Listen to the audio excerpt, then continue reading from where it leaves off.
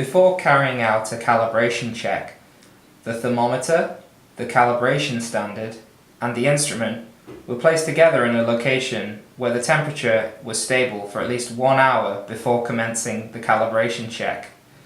This was to allow for thermal equilibration. To begin a calibration check, switch the instrument on by pressing the power button once. Wait for the display to show 0.00. Next, take your calibration standard and remove both end plugs.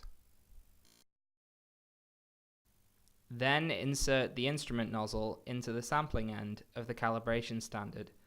To ensure a good seal around the instrument nozzle, apply gentle pressure to the calibration standard against the instrument when taking a sample. Simultaneously press both the up and down arrow buttons. The pump will be heard withdrawing a vapor and the screen will briefly display Cal. Release the buttons.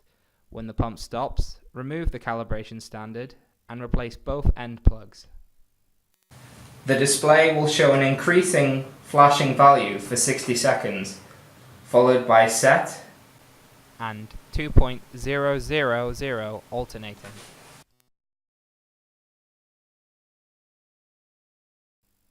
Refer to the lookup table printed on the calibration standard, as well as seeing the current room temperature, in order to find the required calibration value. For example, at 21 degrees Celsius, 2.13 ppm would be the calibration value. Now use the up or down arrows to adjust the display reading to the required concentration. In our example, we would set it to 2.13 on the display using the up arrow.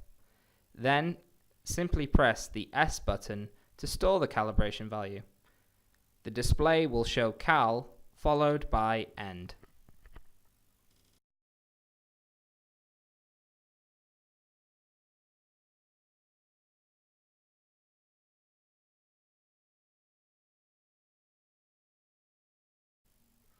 The instrument will then switch itself off, and the calibration procedure is complete.